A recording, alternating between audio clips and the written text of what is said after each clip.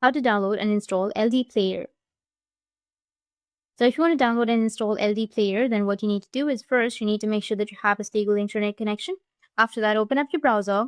On your browser, you need to search for LDPlayer. Once you've searched, you'll get this kind of interface. Go with the official website right here. Click on the first one.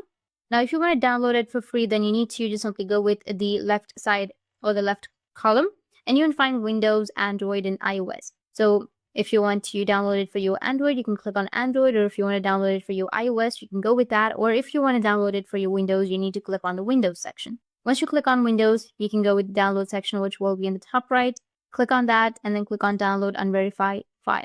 And it will start the downloading process. Once the downloading process has been finished, you need to just simply go with the downloads again, which will be in the top right. Double click on that LDPlayer file that you've just downloaded, and you will get this kind of interface. Just click on yes, and you will have the LDPlayer installation. Click on install right here and to start the installation process. Just wait for a few seconds till it installs, and that's it. And if you have any questions, feel free to comment below. Thanks for watching.